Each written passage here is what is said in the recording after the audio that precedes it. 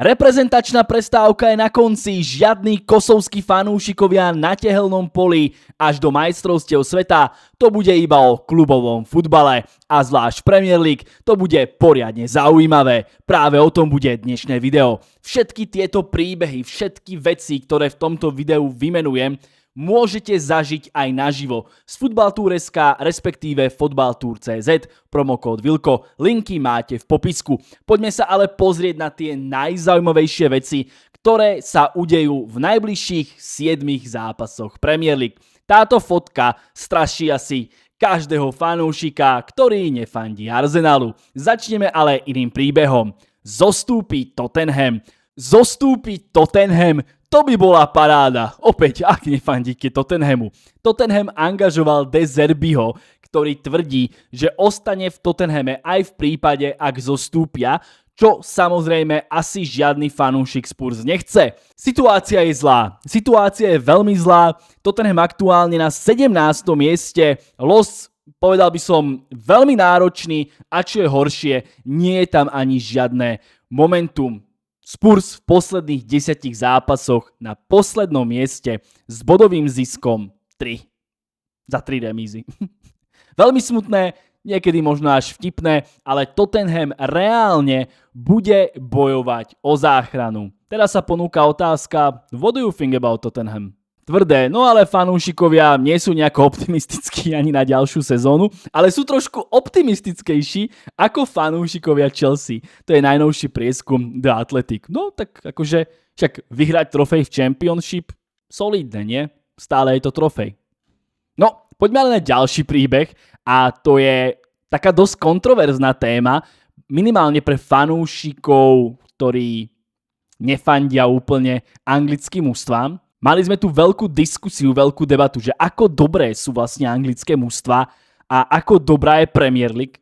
Anglické mužstvá to budú môcť nejako dokázať v Lige majstrov, kde máme Liverpool a máme tu aj Arsenal proti veľmi ľahkému súperovi v rámci štvrťfinále Ligy majstrov a práve o európsku slávu budú anglické mužstvá bojovať už počas ďalšieho týždňa.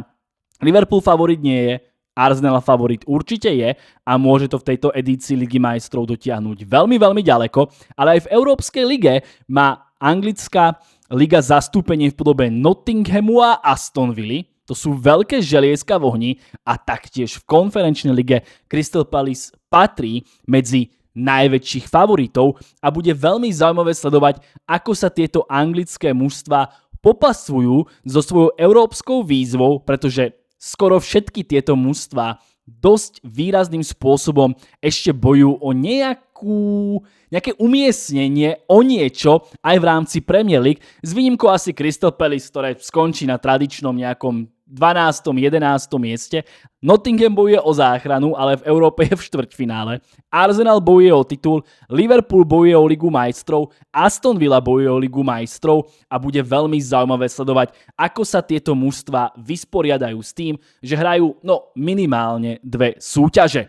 Extrémne zaujímavé. Ja len dodám, že Olivera Glasnera vidieť vyhrať trofej ďalšiu z Crystal Palace, tentokrát európsku, by bolo veľmi, veľmi pekné. No ale poďme na ďalší zaujímavý príbeh a to je určite príbeh Evertonu a Brentfordu. Dámy a páni, Everton a Brentford budú s veľkou pravdepodobnosťou v ďalšej sezóne v Európe. Vystredajú tak zrejme mužstva ako Crystal Palace alebo práve Nottingham Forest. Krásne príbehy píšu tieto anglické týmy, hlavne teda Keith Andrews, bývalý tréner štandardiek, ktorý je aktuálne manažérom, je na popredných priečkach a možno tak aj pokukuje, že by ten Liverpool a Chelsea mohli urobiť a zabojovať ešte aj o Ligu majstrov. Ak sa pozrieme na tie losy, tak či už Brentford alebo práve Everton majú ten los stále ešte veľmi náročný, čaká ich vzájomný zápas už najbližšie. To môže možno nejako napovedať, že kto má aké sily, kto si to možno zaslúži viacej, ale vidieť tieto kluby v Európe by bolo veľmi pekné. Vidieť Davida Moyesa v Európe by bolo taktiež na nezaplatenie. No ale Keď sme pri tom boji o Európu, tak čo taký Michael Carrick? Dámy a páni, Michael Carrick ťahá Manchester United späť do Ligy majstrov, kde za posledných 5-6 rokov Manchester United nebol ani zďaleka často. Forma v posledných 10 zápasoch fantastická. Manchester United je na pomyselnom prvom mieste, získali dokonca ešte viacej bodov ako Arsenal alebo Manchester City.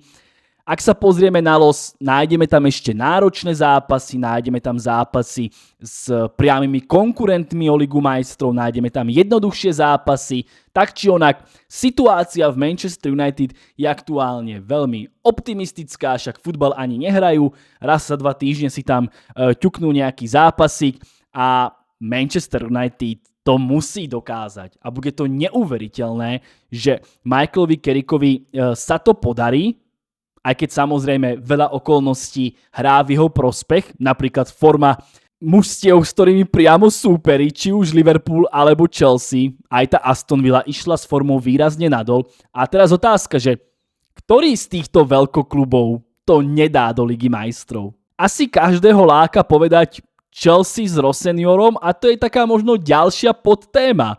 Čo bude s týmto pánom, ak sa Chelsea nekvalifikuje do Ligy majstrov? Čo bude s Chelsea, ak sa nekvalifikujú do Ligy majstrov? Aj o tom som robil video, v ktorom som rozprával o Blue Company, o tom, ako zničili doslova Chelsea. Ak si zaskrolujete trošku nižšie, to video tam budete. Čiže nielen Manchester United, ale celkovo boj o Ligu majstrov a vypadnutie zrejme jedného z týchto top mužstiev bude extrémne zaujímavé. Ja keby si mám sadiť, poviem, že tú Ligu majstrov neurobí Chelsea, ale ako som už aj načrtol, Brentford a Everton šliapu na pety a kľudne sa môže stať, že tam nakoniec nebudú 2 veľkokluby. Ak sa samozrejme napríklad Liverpool alebo Aston Villa nekvalifikujú cez svoje európske súťaže. Ale poďme už na niečo, čo naháňa všetkým nefanúšikom Arsenalu strach.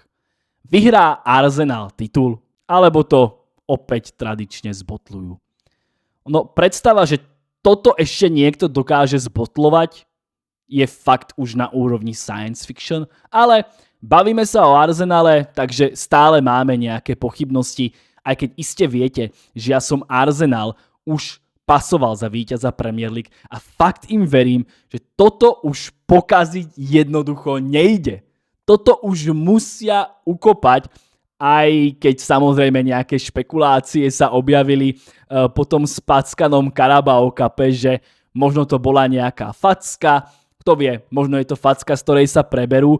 Každopádne, Mikel Arteta môže zničiť jeden z najväčších jokov, najväčších mímov posledných x rokov. Fanúšikovia sú všetci na strane Manchesteru City. Nikto si nepraje vidieť Arsenal s trofejou, čisto z nejakého banterového pohľadu. Všetci chcú, aby Pep Guardiola zachránil futbal. Otázka je, či má ešte vôbec nejakú šancu, či sa toto zachrániť vôbec dá a či je to v silách Manchesteru City, ktorý ani zďaleka nie je top mužstvom. Krásne príbehy, posledných 7 zápasov Premier League, do toho európskej súťaže. Veľmi zaujímavé, čo nám v tejto sezóne dokázala navariť naša milovaná, pre niekoho nenávidená Premier League. Poďme do toho, extrémne sa na to teším.